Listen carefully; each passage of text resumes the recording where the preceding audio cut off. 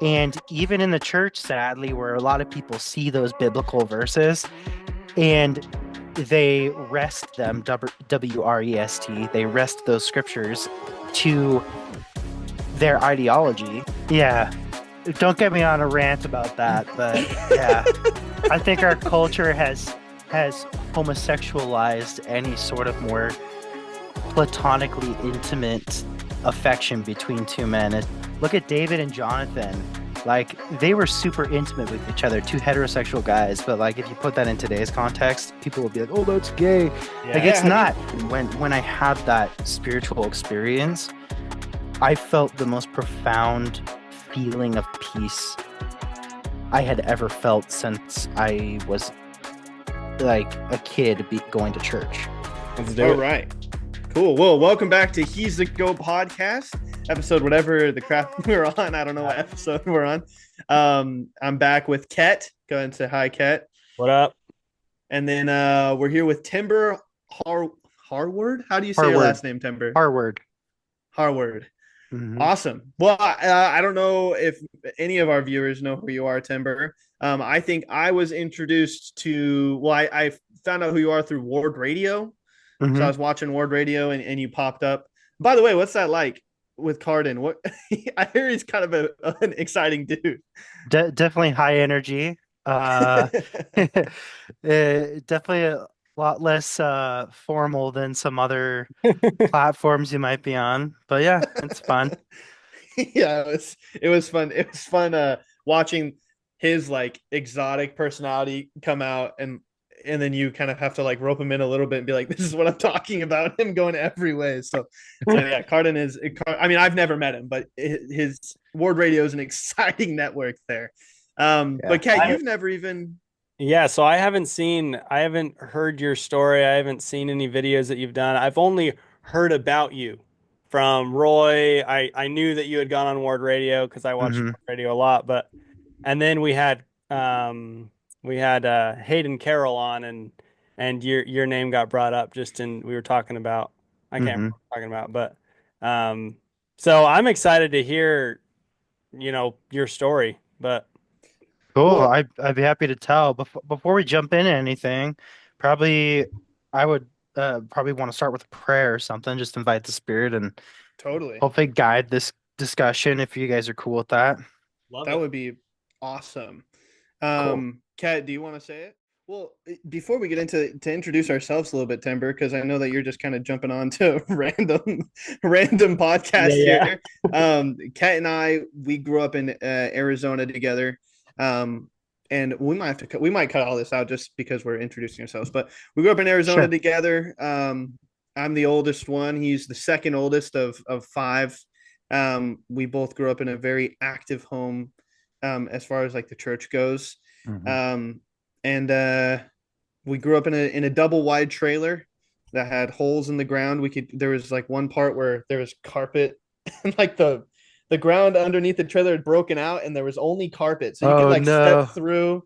Yeah, there were so many problems with that trailer. We were constantly sick, and then we found out later on that there was like a mold growing in like Oh the bathroom It was gosh. like, floor. Mom, my stomach hurts. And she's like, dude, your stomach was hurting yesterday. What the frick? Getting like nose infections and stuff or Yeah. whatever. Yeah. Right? Yes, Dang. yes. That's So crazy. we grew up, I guess you could say, I mean, I don't know. I did not feel like it was on the poor side of things, but it just wasn't on the wealthy side of things, I guess you could say. And Yeah. then Yeah. um we went to a small high school, very small, very like no one likes our high school around where we're from. And then we went on missions. Um and I served in Guatemala. Ket served in the Caribbean. And that's when we started seeing the world a little bit. I Mm. like right before our missions, I know that I struggled just with normal things that teenagers struggle with, this trying to stay worthy and get out.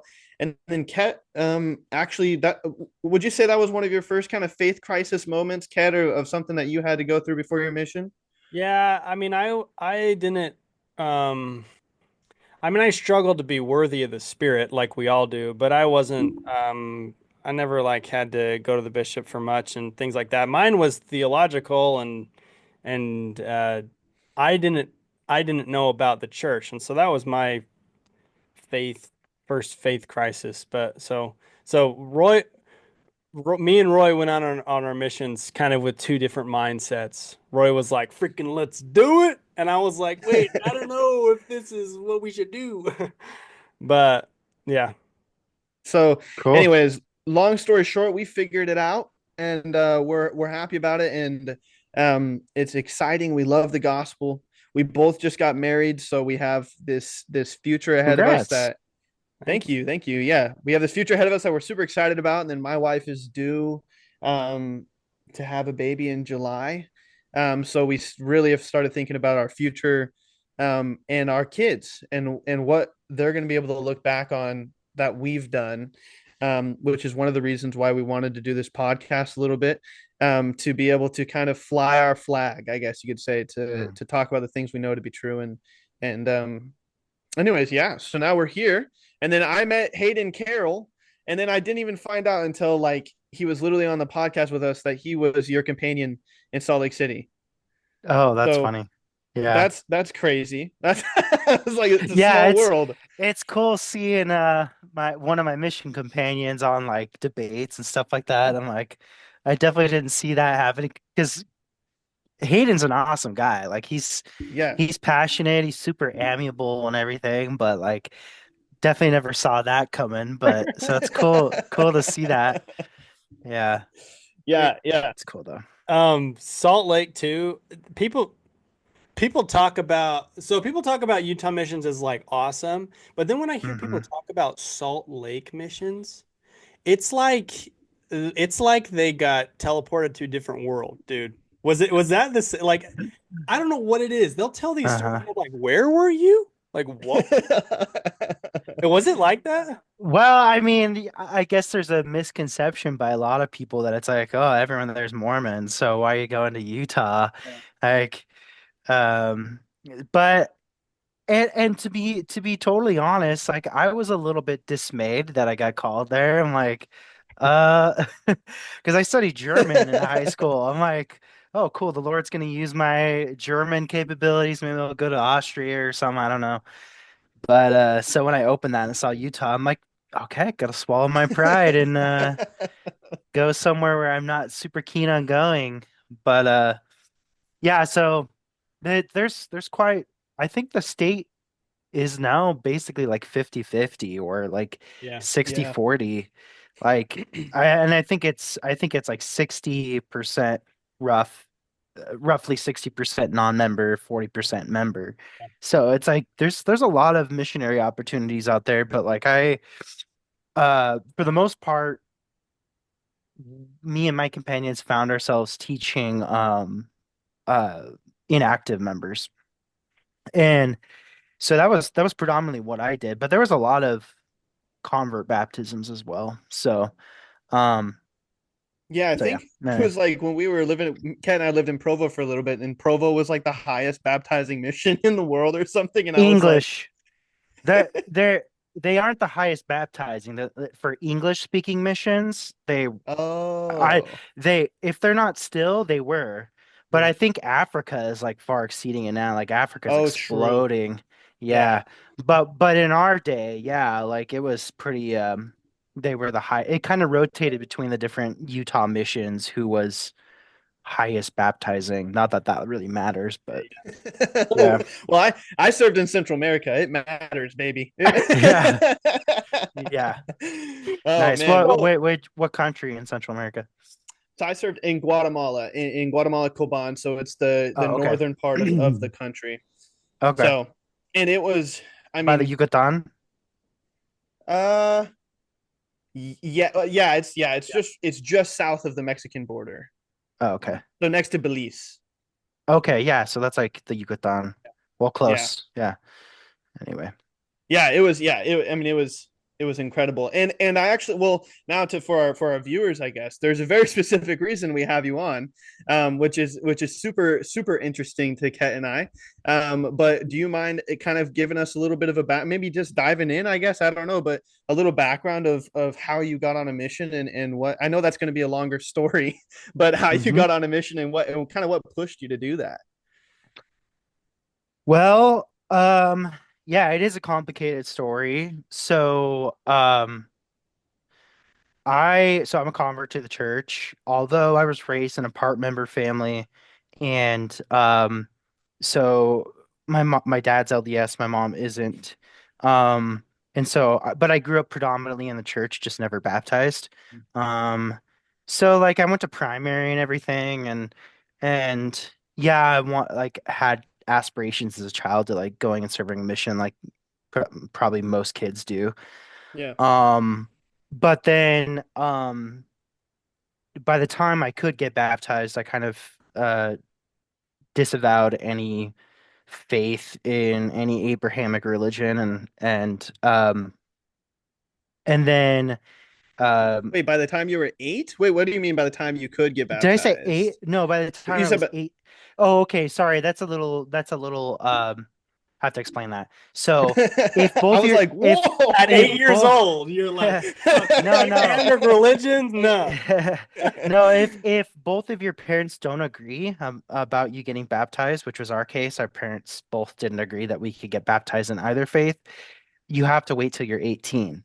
Mm, Oh, And okay. especially since my parents divorced later, like both parents have to agree and sign off on it.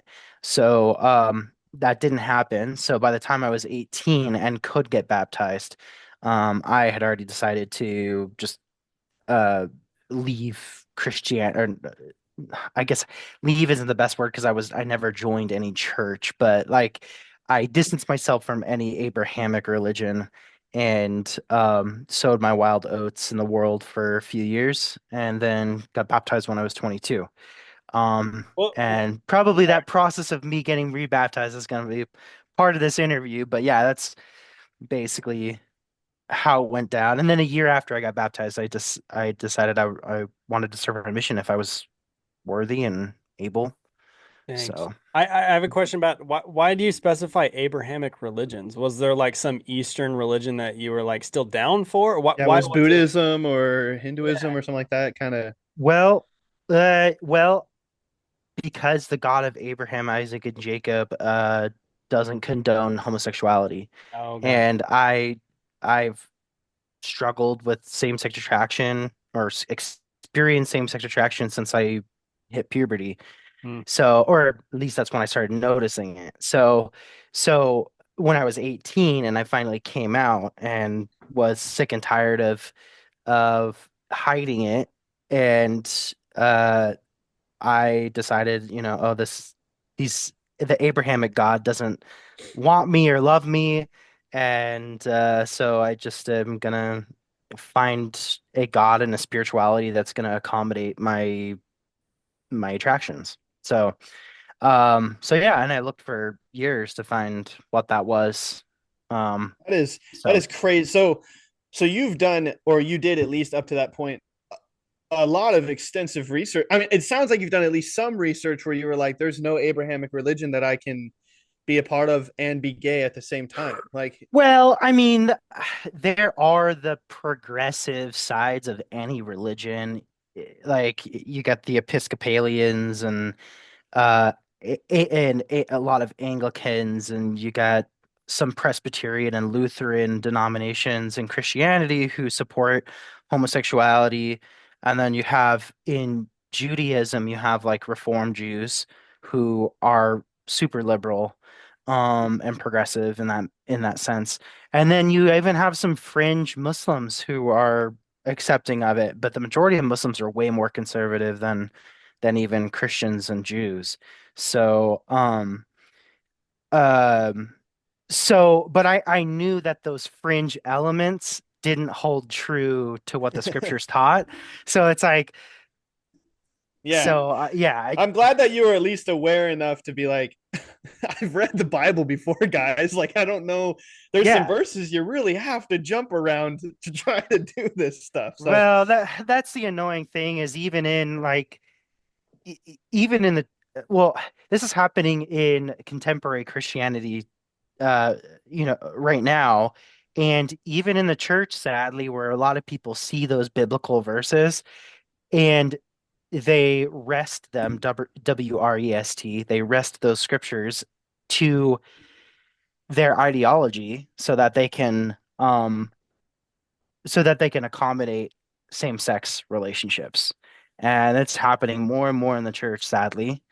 Um, and yeah, so it's not just in other denominations. So that's one of the reasons I go on interviews like this is because I have a very orthodox view of Latter-day Saint doctrine, Christian doctrine generally, and I can tell you the Bible, the scriptures do not say what the progressives wanted to say.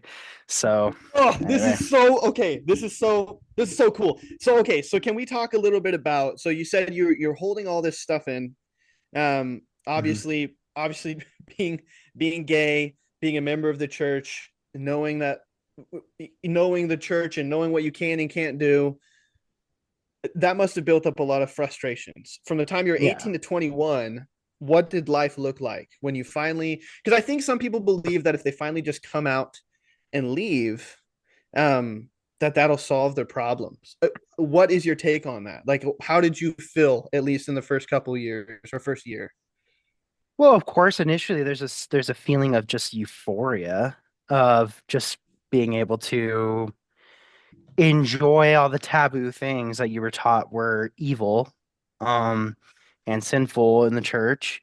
And so being able to finally live my authentic self and embrace those things was awesome.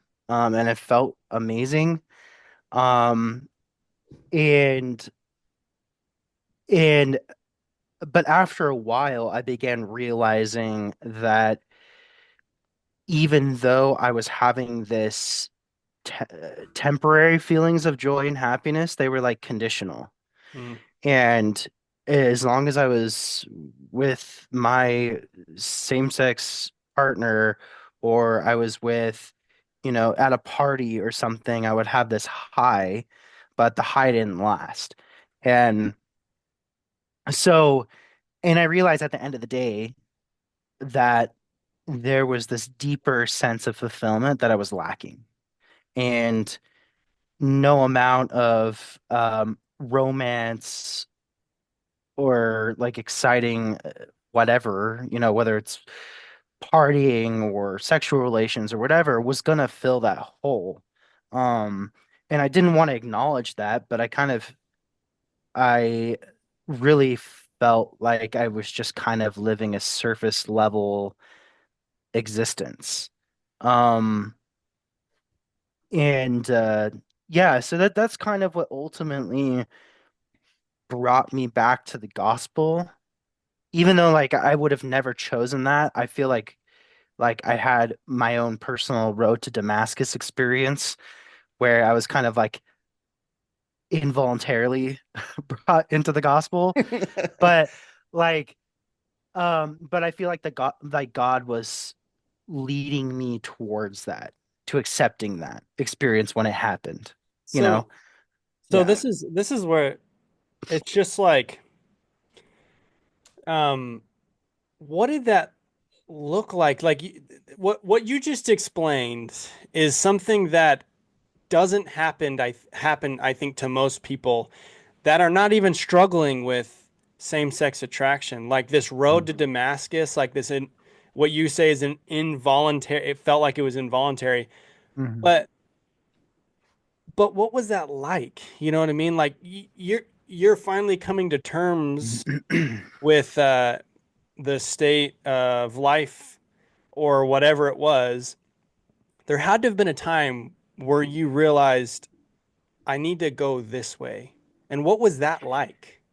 Yeah, so I've told this story a lot, but basically what happened is I came to a point where this was probably like my, I don't know, third or fourth relationship I had been in those few years, and with a same-sex partner.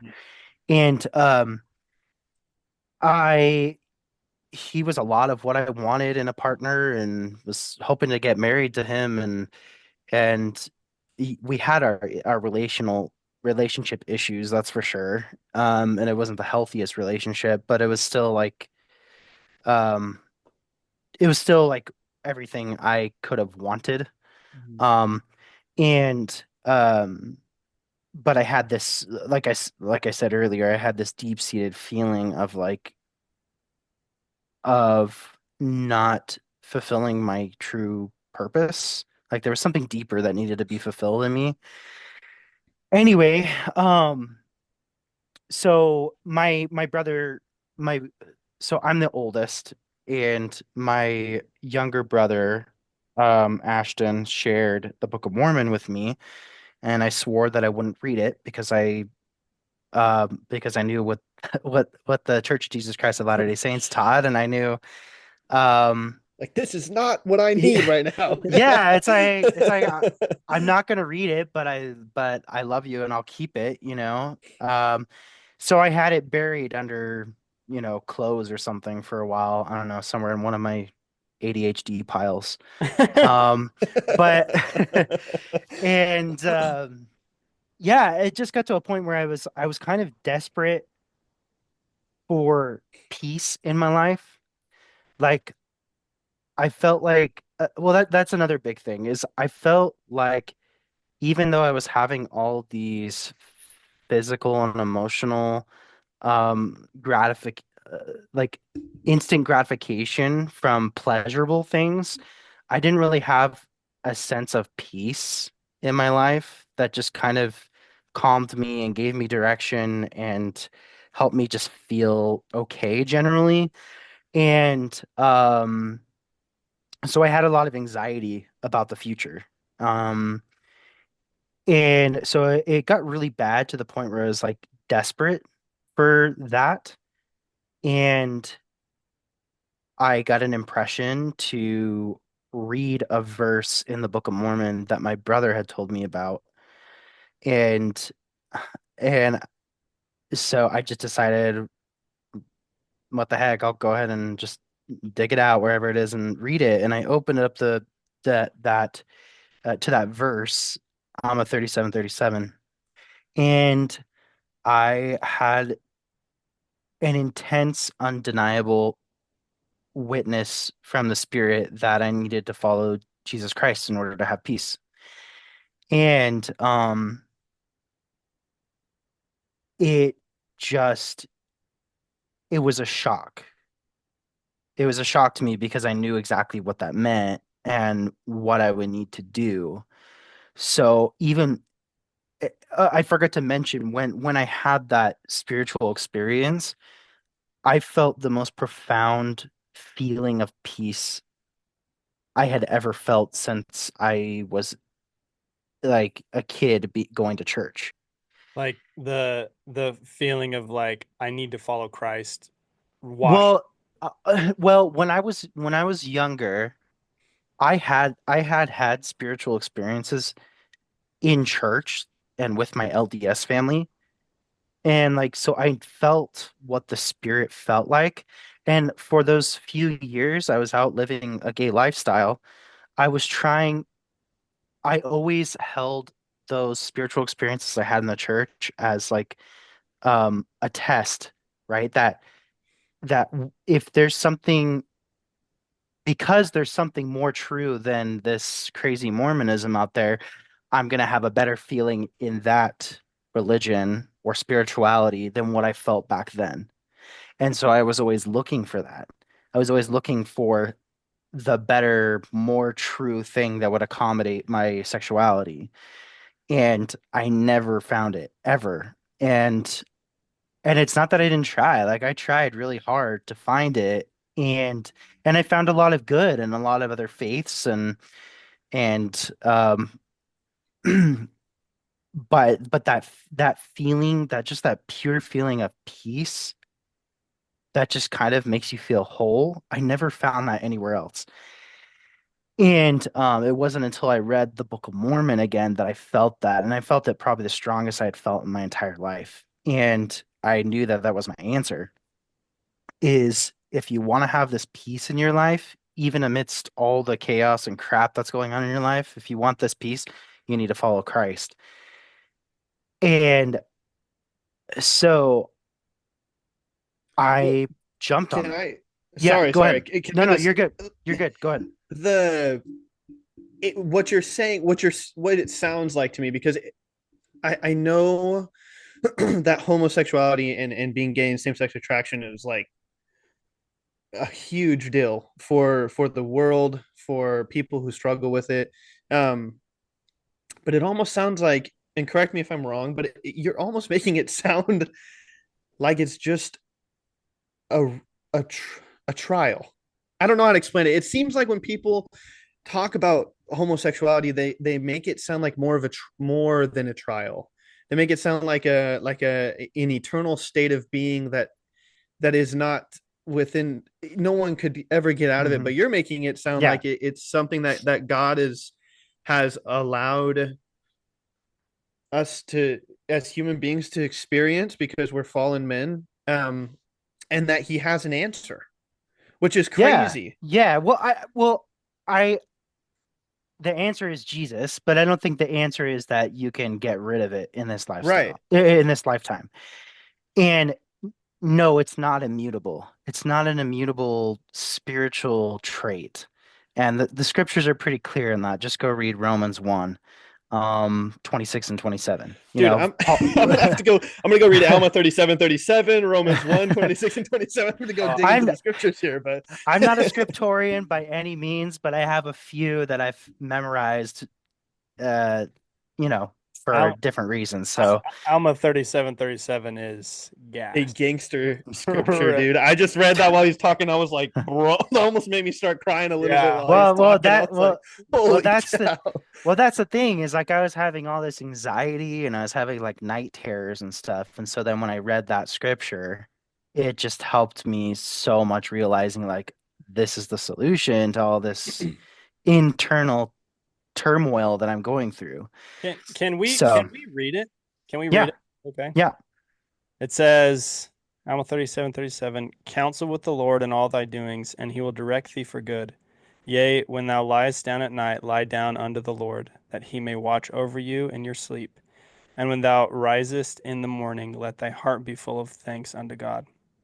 And if you do these things, you shall be lifted up at the last day. Dude, Yeah. and your brother, what a guy to just be Yeah. like, Whoa. hey, brother, I know you're struggling with this thing. Here's an answer here in this, like literally the verse. Here's the verse that you need. That's insane. That is Yeah, so cool. he was definitely in tune at the time and knew what I needed to hear. And I wouldn't have listened to the missionaries. Right. Like Right. I Right. I I was the idiot who would drive by the missionaries and flip them off through the window and yell like "Hail Satan" at them because It's been a while since I your last I confession here, Timber. So- well I hated the church. I hated Mormonism and everything it stood for. And so like it's kind of funny though because when I served my mission in Utah, it was the Salt Lake City mission, and sure enough, I got that in return. So it's like karma come back, like, but it just made me chuckle seeing myself come full circle to where I used to do that stupid stuff to the missionaries, and now they're doing it to me, and it's like you don't even know who you're talking to, man.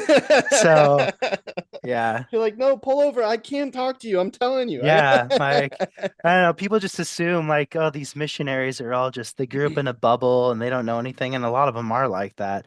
But then you get people who legitimately have lived little unorthodox lifestyles in the past and then come to the faith, you know. So, Yeah, dude. I yeah. remember having companions in the mission that were like, oh yeah, I sold drugs and I was part of a gang, and then I just was in seminary one time and I was like, shoot, this is true. And so I decided to go on a Yeah. mission. I'm like, what? Yeah. What do you Yeah. mean? Like I was trying to figure out if I wanted to leave my girlfriend or not freaking selling drugs and coming to the Lord and That's Hey, crazy. I heard that's you tough. you told a story about you used to, you said you and a guy that you're dating or something went like to the temple grounds, and you Oh just like yeah. like made out on temple Well, it grounds in was protest, stupid. like Well, no, it wasn't on temple grounds. It was like right at the gate, and I was like, At that time, there was a bunch of protests going on where people were protesting the church. Like, so Oh yeah. that the LA Temple is on Santa Monica Boulevard. Right. And so if you go just like a mile down the road from the temple, like inland, you get to West Hollywood, and West Hollywood is like probably the gayest place in the world. And so that's where I used to go for to all the gay clubs and stuff was down there in West Hollywood. So on our way out back from the club, I was like, "Hold on, pull over. We gotta go make out in front of the temple, just to give my FU to the church one more time." I was like, so dumb. Oh It was man. so stupid. Man. Yeah. Well, I, that's so Yeah. funny. The the thank you for sharing all that, because sometimes the pushback I hear people give, like when people like you talk about like, well, I was gay, or I am gay, and I've come to the church and found that this is where the most truth is.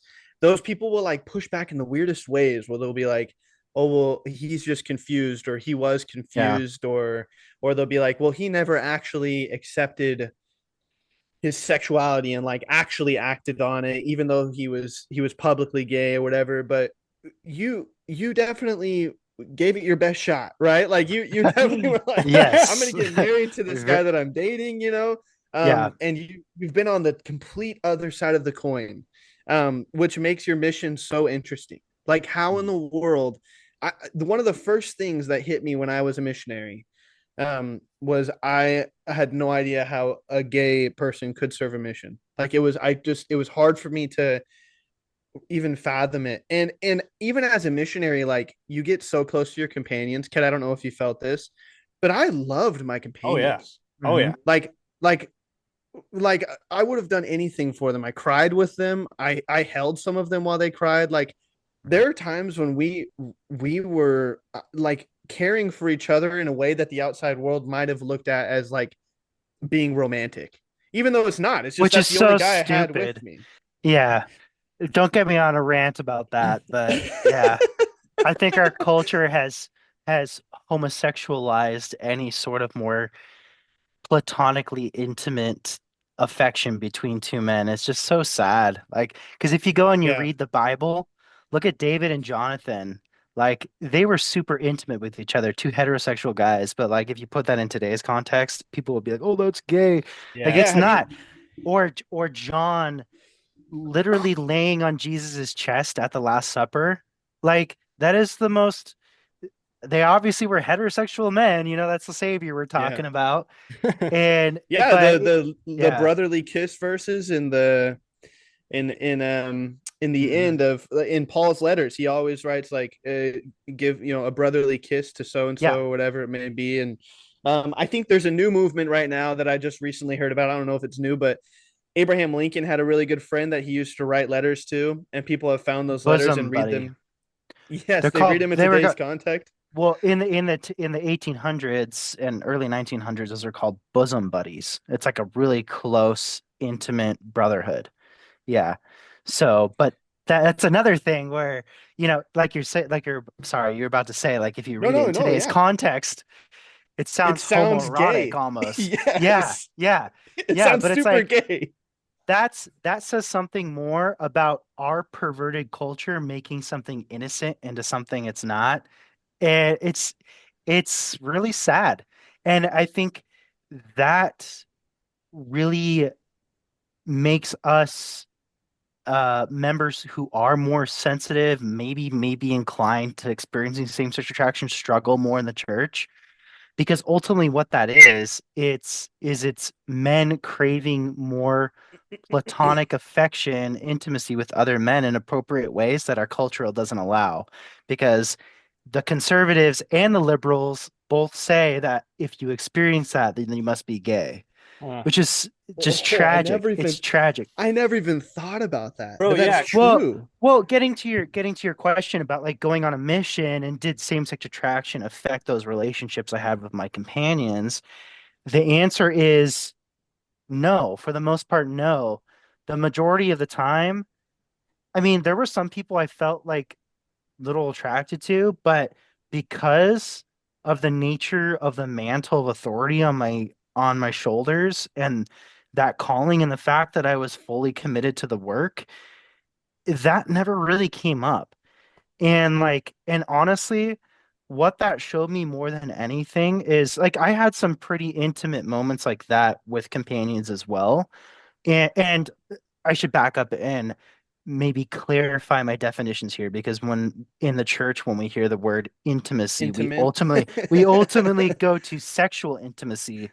And sexual intimacy is just one type of intimacy. There's emotional, there's intellectual, there's spiritual intimacy, there's non-sexual physical intimacy, like a hug or a fist bump or holding your companion when he's crying. That's non-sexual physical intimacy. And then there's sexual, right? So we can have lots of different types of intimacy with people that's wholly appropriate without involving the sexual part, right? So that should only be reserved for a husband and wife who are legally and lawfully married in the eyes of the church. Um, so um anyway, where was I going with that? Oh, that's what I Just about, yeah. realized. Yeah, that's what I realized from my mission is that because I was having deeper, intimate connections with other guys who I just felt really close to in a brotherly way, I didn't really feel that sexual um attraction to them. And that was really curious to me because I'm like, you would think if you're having these close encounters with other guys, someone like myself could really go off and start, engaging in pornography or masturbation or whatever because I'm having all this internal turmoil. Um, but that wasn't the case. So, um, and that's something I've since coming home from my mission that I've strived to, I guess, replicate is realizing that I need those close relationships with brothers where I can have those brotherly connections and that helps me not to sexualize men as much. That's for me personally, but I know a lot of other men who would same-sex attracted men in the church who would say similarly.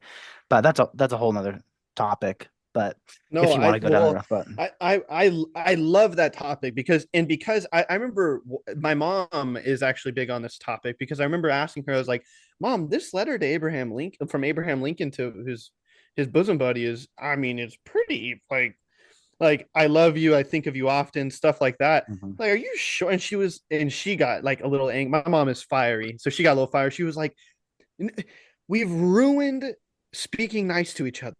Like we've ruined loving each other with exactly what you're saying. So Yeah. I love that topic of being that way because I think some men, at least some of my closer friends, um, where I'm married now, so I don't talk to them as much.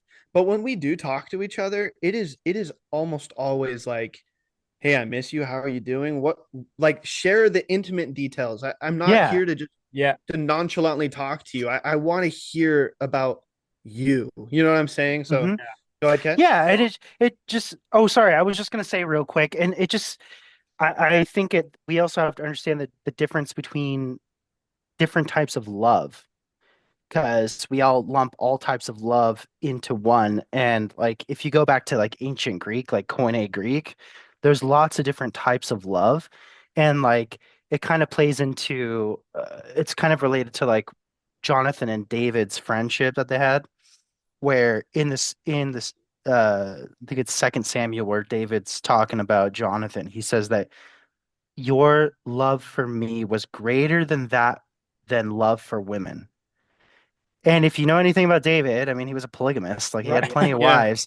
he had a You know, lot of love for women. he sure loved his women, but his love for Jonathan was greater than that of love for women. So does that mean he was gay? No, it just means his brotherly love for Jonathan was to a deeper degree than his erotic, his eros love for his wives, right? And so anyway, I just wanted to add that there in connection Well, with what you're saying. well, and I think that's true. There was, and I have never realized that this actually went on my mission where there was times where I was like, I I've tried to put it to words on like I would go to war with you. I like Like there's Oh. times where I'm talking with one whether my companion or just the brothers um that I had on my mission, where we had to say things like, dude, I would go to war with you, to express this, like, no, you don't understand. I'm not like, there's something, I love you, and like, so much so Mhm. I would go to war with you. Or Mhm. one time, it was my last transfer, and my one of the guys that um uh I had served with, he quoted, I think it was Oliver Cowdery, where he said he was talking about the days of translation, where he's like, days that are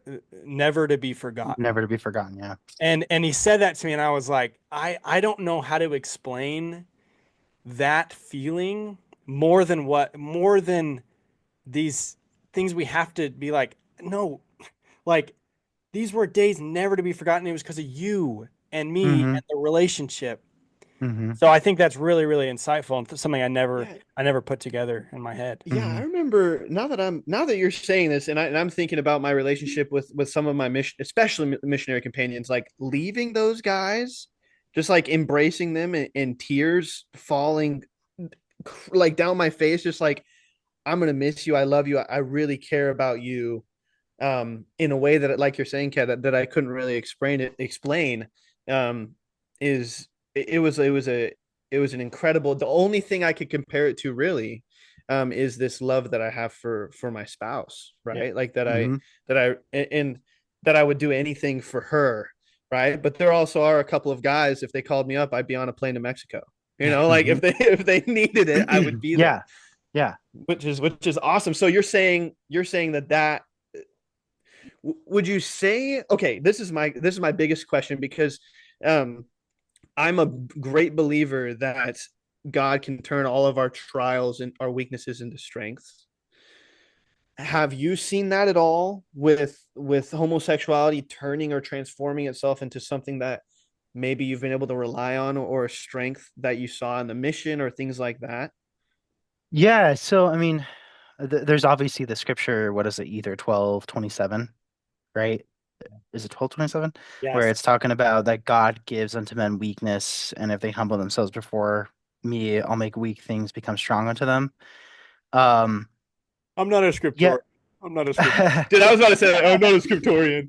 I Well, don't well, know. that one just when I read that one, when I first started reading the Book of Mormon again, that one just stood out to me over and over again.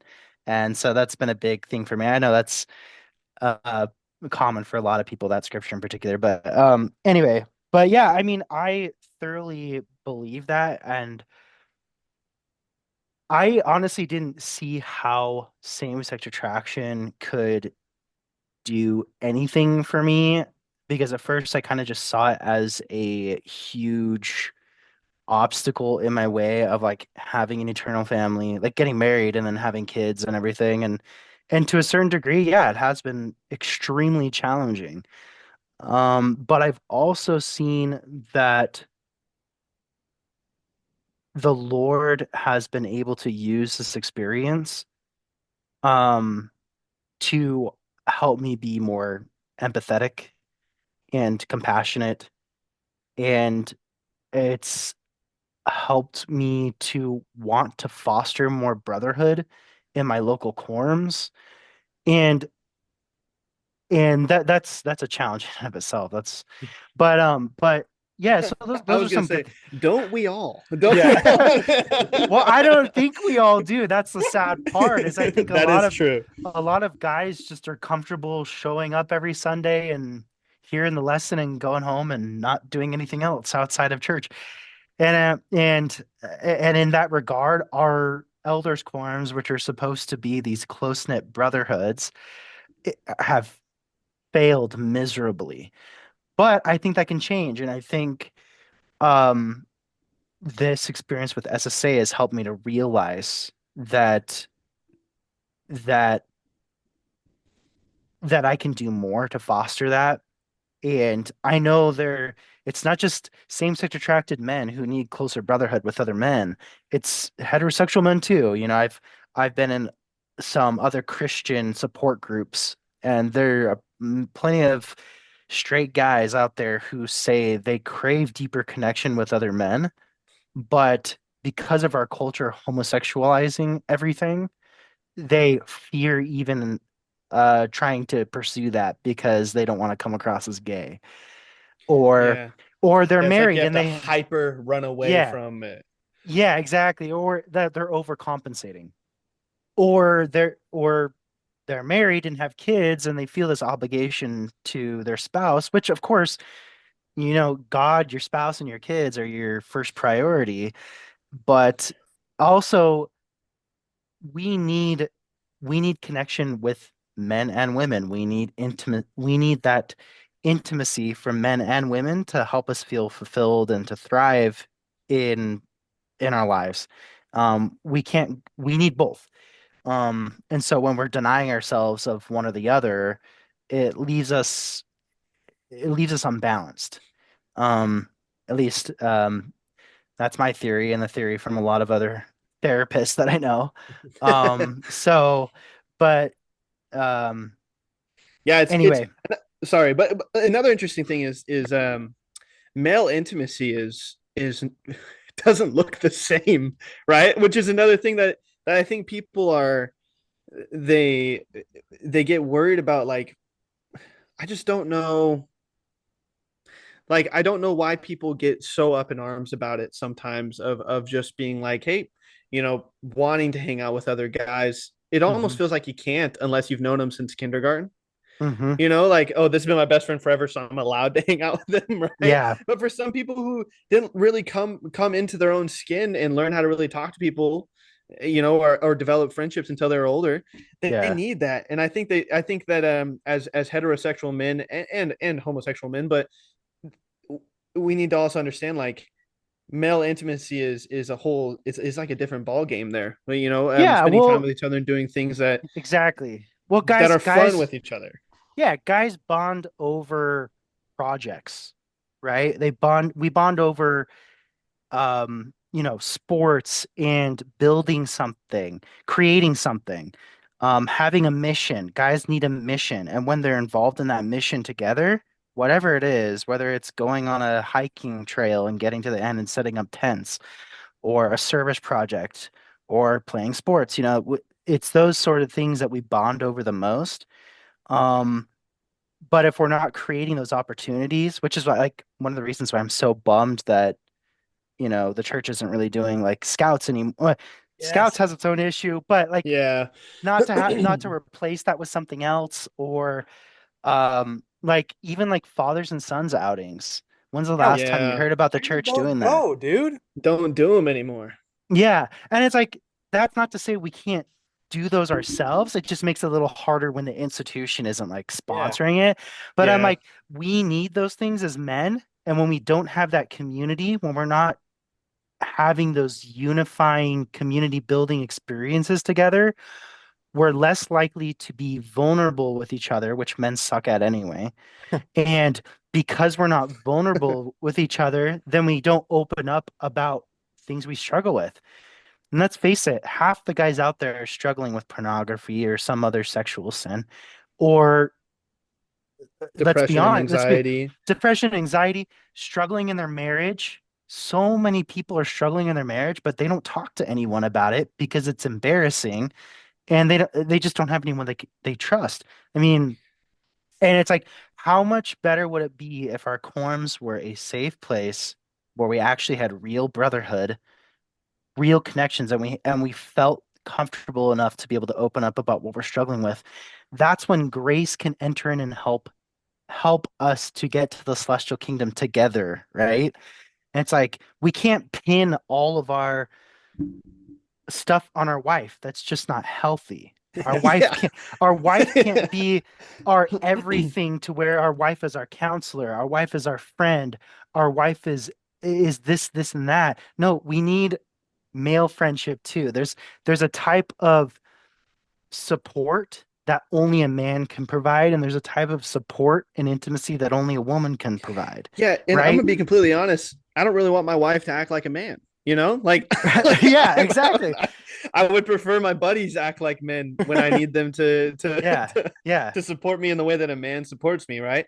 And actually now that you said it, it's true. The men that I confide in the most are the ones that I've gone through hard things with. yeah.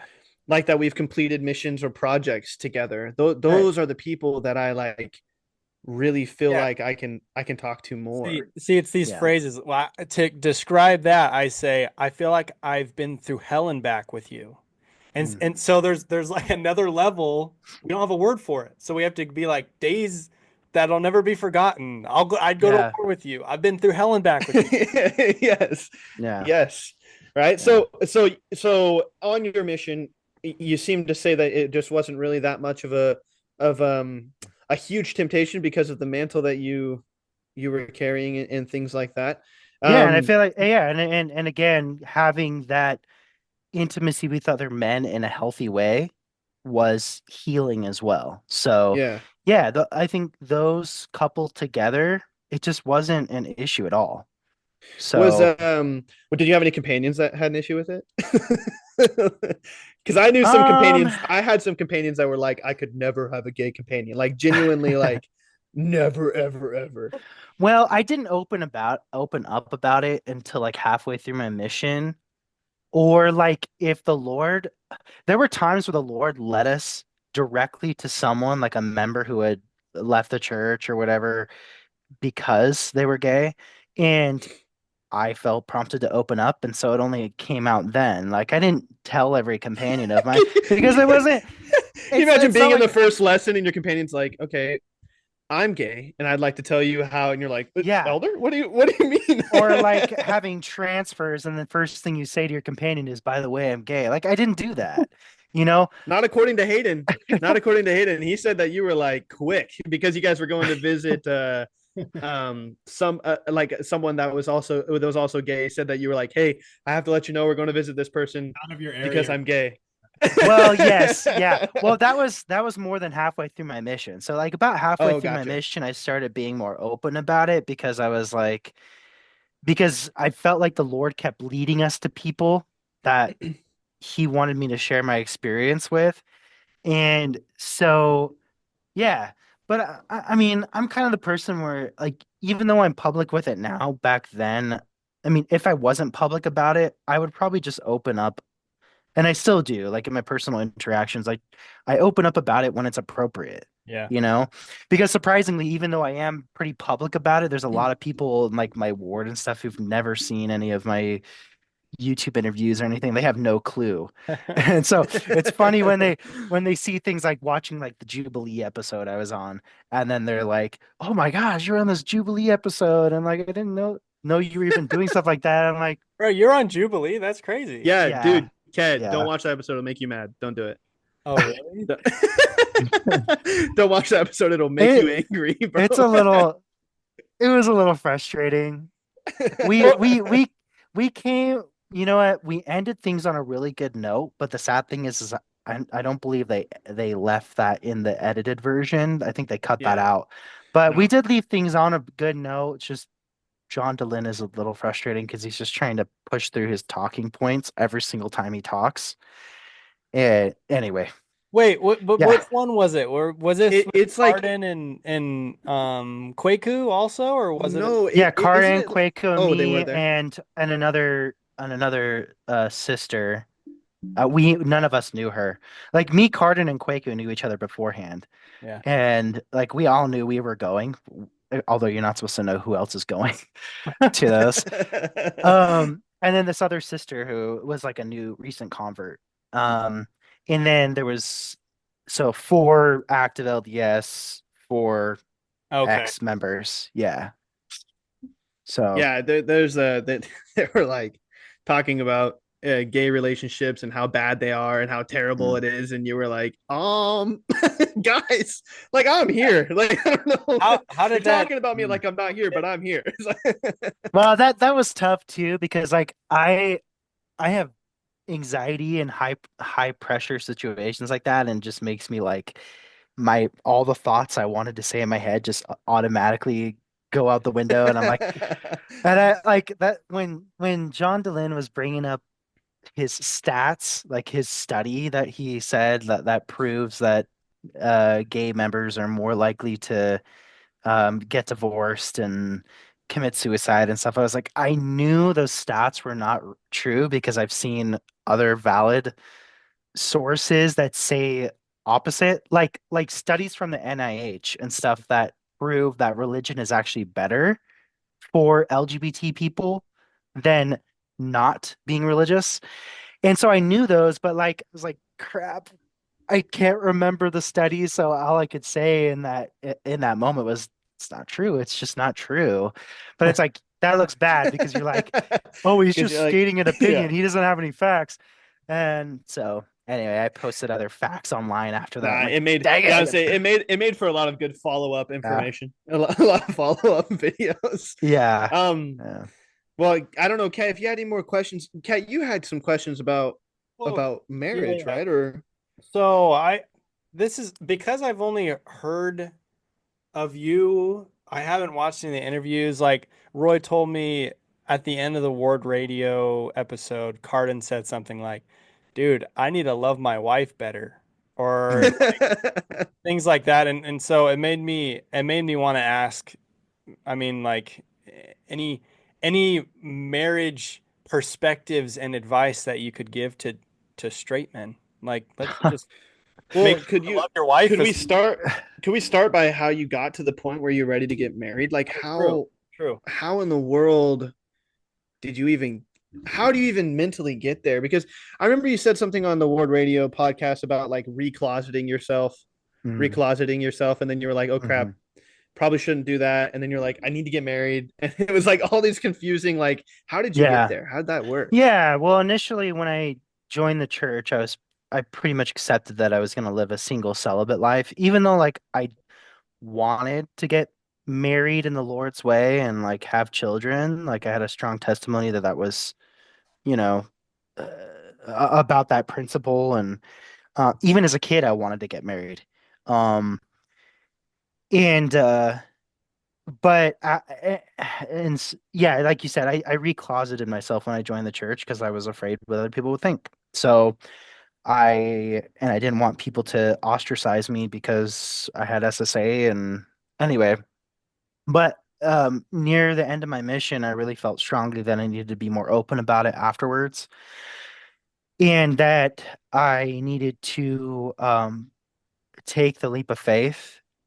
If I really wanted a family and I really wanted to have children, I needed to take that leap of faith and start dating women. And I honestly didn't know how that was going to work at all.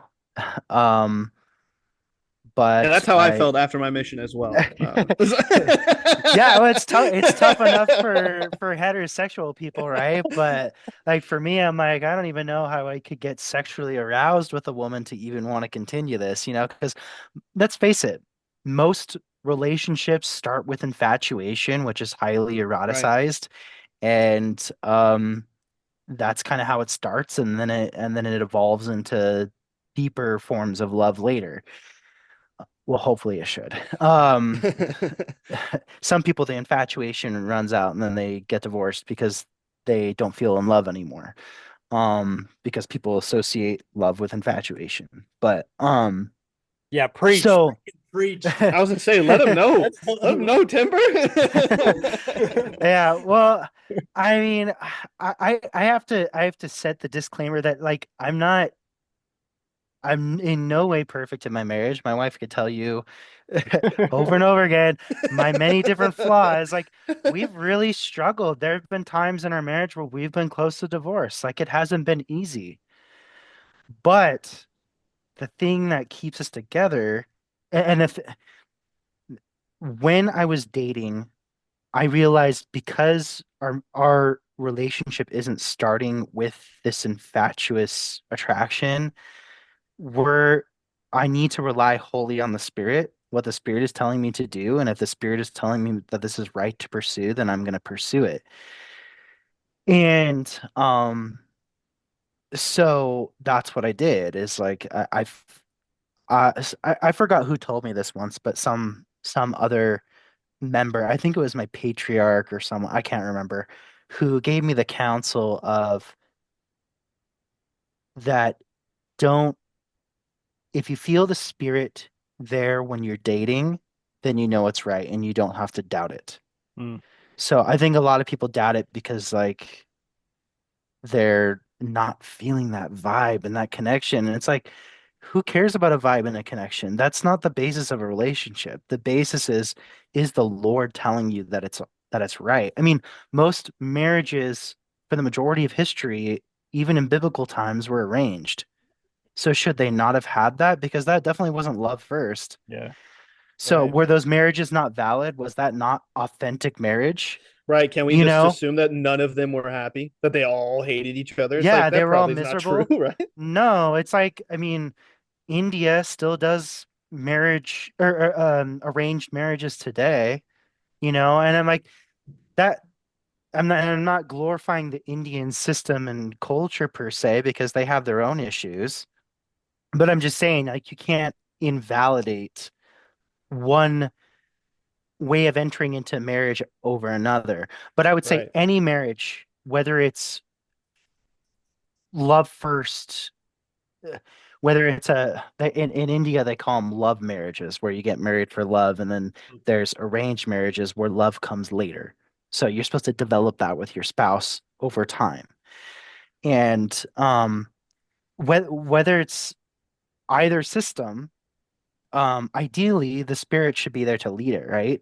And it's your commitment to your covenants over that altar that you make between you and your spouse and the Lord that your relationship should be based off, right? So that's kind of what I went into dating with is that that needs to be the basis that whoever I'm dating, whoever I'm engaged to, whoever I'm married to needs to love the Lord more than me because if they love the Lord more than me and I love the Lord more than her, then we will work things out for the right reasons.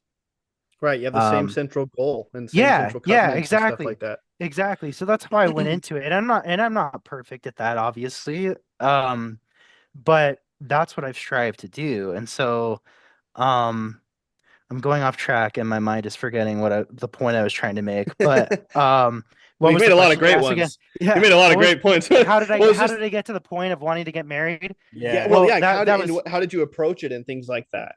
yeah, well that was my main approach and it still is, you know, with my wife is trying to keep the temple in the center of our and the gospel in the center of our marriage, and we suck at it a lot, and like but we try to go once a month at least, and we try to do come follow me a couple times a week at least with our family to keep that there, and sometimes we're better at it than other times, but that's really the basis. And that's what's kept us committed to each other is that we we made covenants, you know? And every marriage ebbs and flows in your attraction or love for your spouse. Like it just changes over time. That's natural for any relationship. And just because you don't feel that um super I don't know, exciting, vibing, you know, energetic sex life and romance in your marriage doesn't mean you're not compatible or that because there's a lack of it later on that you need to get a divorce because it's you weren't meant to be, you know, because marriage is so Right. much deeper than that. And Yeah, that's where oh go when I ahead. got married and we've been together for I mean we haven't been together for very long. It's but when we were together for like the first month and a half, I really struggled with like making sure I was worthy when I was single and bridling my passions and things like that. And then I got married and I look back and I'm like, really? Like I almost wasted this for that? Like I almost couldn't control my mind enough to be able to have this like a marriage with this woman that's great for me like it's people said this to me all the time growing up and I just could never really understand it and it's finally hitting me a little bit of like my marriage with my wife and my love for her um has so little to do with our sexual relationship Yeah. and more to do with really our spiritual relationship, Yeah. how we read our scriptures and how we go to church and if we're going to the temple and things like that. So I Well, mean that's it goes back to feeding that higher form of love. And sorry, I'm gonna get back into the Greek because I think it's important. oh, it's But great, yeah. there's there's multiple forms of love in Greek, and the word translated as charity in the King James Version is the Greek is agape. And agape is the primary word for love that denotes the type of love between you and God and the love that God has for his creation. And then there's philia, which is like brotherly love, and then there's eros, which is like erotic sexual love, and then there's storge, which is like love for like family members, and then there's pragma, which is like a type of love that is built off of long experience, like really weathered, tough, maybe tough's not the right word, but just like really devoted love. Um, Tried the it times. yeah, tried. It's tried. And it just yeah. So but ultimately if you're fostering charity, if that's your priority is fostering charity between you and your spouse, then it's going to enrich the other types of expression, the other expressions of love that you show for her. So your eros will be so much better with her. Your sexual expression will be so much better with her because you're feeding this charity, and the charity is the agape love is feeding that, right? And but when your relationship is based off of eros, then that's gonna die pretty quickly. Because let's face it, Right. you're gonna get a dad bod. She's gonna get a mom bod. Like you're not gonna be as attractive in a couple years or maybe a little bit more, but like you're gonna get heavier or gonna start balding like me, and like you're just not gonna be as attractive. And so like if your relationship is built off of eros, you better start rethinking what your priorities are. So It yeah, sounds like the parable of the sower, right? The seed that goes into to good soil versus the seed that goes into like the stones and sprouts up quickly and then dies in the heat. yeah, Right. yeah. I think that's really interesting. And now that you're saying it like that, I I understand a little bit. You kind of said it before, but it makes more sense. Like it's not that you it's not that you were like, you know what, I think I'm going to go back to the Church of Jesus Christ of Latter-day Saints. It was like you understood that the plant can't grow outside of it, outside of that Yeah, dogma, to an extent, right? Like you understood, like if I want to get the most fruit and the most yeah, nourishment into this plant and out of this plant, I have to be planted in the gospel of Jesus Christ. I have to follow Jesus Christ, yeah, which is yeah. super cool. Same thing with, and it applies to everything. The way that you're talking about it, it applies to like addictions and to marriages and to your anxiety and depression, Hmm. right? And it all turns around to, like you said at the very beginning, you said it very quickly at the very beginning. The answer was Jesus Christ, Yeah. right? And that's what it all like anchors itself to, which is Hmm. so cool. How in the world, like what, how did your wife, she must be a saint. Like I mean, that has to be difficult to be like, okay, I know my husband struggles with homosexual. Like, did you tell her on the first date? How did you go about doing that? So I made a point to be honest with anyone I dated early on before any feelings got attached, um, just to get it out there so that, Yeah. you know, just this is the thing and it's not gonna go away. So, um, just basically, letting them know what they're getting themselves into, to be honest. Like, um, and the funny thing is I told her on our second date, and I told her like I've dated men. I'm not a virgin. Like I've really this has been an issue in my life, and and she took it pretty well. I mean, she was a little. somber at hearing that. But the funny thing is, she actually knew before. She was just waiting for me to tell her. But the reason she knew is because before she started coming to our YSA ward, her brothers were coming, and I She was the saw ward. you in front of the temple in LA. No, no. So I was the ward mission leader in the ward, and we were doing why I believe firesides, so like telling our conversion stories. And I Oh told yeah. mine, and I was very honest in my conversion story. And her brothers heard that, and when she started going on a when she was about to go on a date with me, her brother told her, "Wait, don't you know he's gay?" And so she knew. I didn't know she knew, but yeah, anyway, I told her. And I think that we were both, I can't really speak for her, but from what I remember from conversations that we had when we were dating, is like I told her straight up, like, I expect this relationship to go to the temple. That's my plan. If it doesn't end up there, that's fine. But just so you know, like, I'm not just dating for fun. I'm dating for a purpose. Like, I want to Right. get to the temple. I want to have an eternal marriage. And she's like, "Well, let's take this step by." I'm paraphrasing, but I mean, she kind of told me that we'll we'll take this step by step and see where it goes, and I'm hoping to go there too. And so that's what we did. And Sheesh. That's awesome. yeah, and like honestly, like I worried like, oh, what's uh our wedding night gonna look like? You know, what's it gonna look like trying to have kids? Because I'm like, I just that's completely new territory to me, and but I think for anyone who worries about that,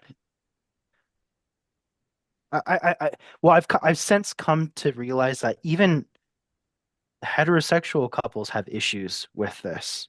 You know, Yeah. figuring out sex is hard for a lot of Yeah. people. But I can tell you whether you're same-sex attracted or heterosexual, you know, the Lord provides a way for it to work out. And he's done that with us. And it hasn't been easy. It's been really painful and a huge struggle at times, but we have two beautiful kids, like, and we have a healthy sex life. And Hell I yeah. would, well, I would have never, I'm blunt about it because people should know we don't talk about it enough. And it's like, and that's that is a miracle. Like I've told Tiffany, Yeah. aside from aside from my salvation, that she is my biggest miracle. Wow. And and I'm not saying I'm totally heterosexual right now. She's the only woman I've felt this way for. But and I still definitely like struggle with SSA at times. Like it's not easy, but I'm committed to her. I'm committed to the Lord and I'm committed to her and I'm committed to my children. Like we're going to the celestial kingdom together. Yeah. Like that's my goal. Yeah, you guys have And tied yourselves together. yeah, we are. Yes, We're yes, literally tied. bro. Play the hype music. Play the hype music. It's so awesome. That Exactly. is so awesome. Oh my So, gosh, that I mean, I don't even know. It, it's out of my realm of understanding, right? It's a completely unique. Well, not unique, I guess, to me. I guess it's not 100% unique to you either, right? There's a lot of men that struggle with this kind of thing. Um, do you think that? Well, actually, before I ask another question, I would love to meet your wife because she sounds awesome. She sounds super, super cool. That is incredible. And I mean, she's a feisty Latina. Be careful. You know. yeah, well, great. That is She that loves her is hot Cheetos. She feels herself up, you know. She's fiery. But oh, I think that's why she stays with me because she's a stubborn Latina. You know, she's like Like, I'm I'm not not gonna leaving you. admit failure. She's like, yeah, well, I hate you. I'm not leaving though. I ain't doing it. That's Yeah. funny. Yeah. Man, I'm sure my wife feels the same way every once in a while. We've only been married for a little bit. Like I said. No, I'm but sure there are times where you drive each other nuts and you just like, I don't want to be around you right now. But you just work through things. that is So so awesome. Do you feel like, or do you? Because I know that you, or maybe I don't know this. Maybe I made this up in my head. But do you ever participate in like organizations to help out people who struggle with I think you homosexuality within have. the I church? think you have an organization, right? yeah, Yeah, don't. so I've been kind of on somewhat of a hiatus recently, just not too involved with it. Like, but I do a support group here locally in Rexburg. I forgot to mention that probably. I'm in Rexburg, Idaho. So I do a support group here like once a month. We do a meeting, but it's nothing like therapy or anything. It's just a peer-led group Right. where we just support each other. Mhm. Um, and I also write a blog, but I haven't posted anything recently, like I said, just because I've been, I don't know, kind of had writer's block recently and haven't really thought of writing anything. So usually when like something will pop up where I'm like, I'm really passionate about this, so I'm gonna write a bunch of crap, and then I'm kind of quiet other times. But yeah, I've done that, and then I served on the board for 3 years with North Star International, and that's probably the largest faithful organization. There's a lot of LDS run or LDS adjacent organizations out there to support LGBT members, but there's only like a couple that are actually truly faithful to the doctrine. The rest are um, more or less push for the church to change the doctrine. So my organization is not like that. I'm very blunt about that we hold to orthodoxy, and um, I allow anyone in my group who may be struggling at different stages of uh, doubt or same-sex dating or whatever, but as long as they affirm official church doctrine, like we want you to come and we'll talk Yeah. about it. We'll help each other out. So yeah, I do that, and like uh, Do you? again, I want to add a disclaimer that I don't set myself up as like this amazing example because like I've said many times is I have my own struggles. Like I'm not I'm by far not perfect, but I try to point people to the Savior and help them see that the covenant path is the best way to be happy.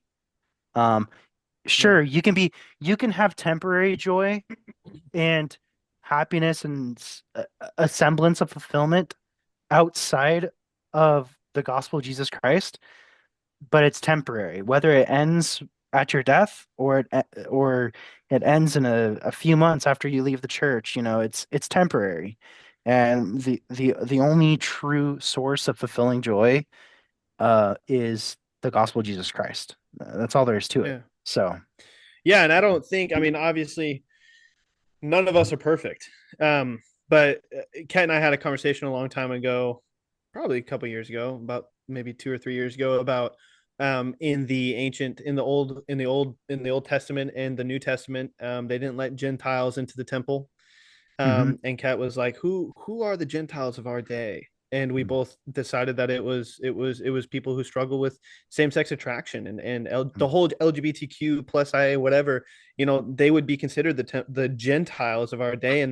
And we wondered and pondered for multiple days and then we eventually just dropped it because we couldn't come to a conclusion on it. But how do we include them into the gospel? And it sounds like what you're saying a lot here is they have to include Christ into their life as well, Yeah. right? Like Well, there has to be well, an inclusion of covenants and things like that, yeah.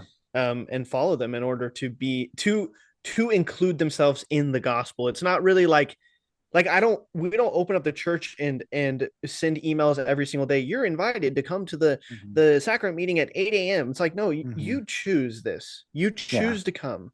And if you don't Yeah. want to come, then you don't have to come. But the best option is to Mhm. come, which I really love. I really love that take that you're kind of, I mean, opening my mind to, as well as with any sin or frustration, you have to choose. I want the Lord more than this, Mhm. which is super powerful. Yeah. But yeah, I really don't have much more that I want to ask you or say. This has been extremely enlightening, Ken. I don't know if you have something. Well, yeah, I just want to, while you were talking, I think something hit me where the the most sacred and divine parts of my marriage that I have found seem to be similar to what you have found in your marriage. Mhm. So, the same reason, the same way that Christ and God are no respecter of persons, it's like Mhm. the atonement is equally no respecter of person. If you turn to Christ, then this happiness is awaiting you. And Yeah. yeah. Yeah.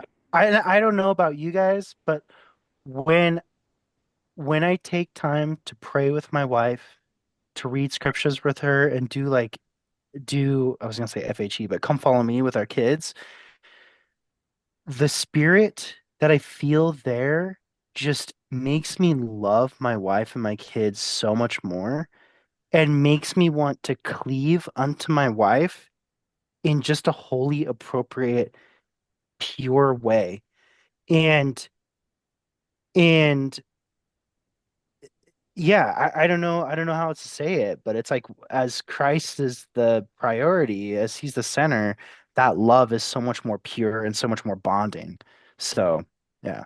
Yeah, Yeah. I just thought that was really powerful that the any any marriage, um, if that's what we're looking for, is that Hmm. feeling of uh, cleaving under your wife, Hmm.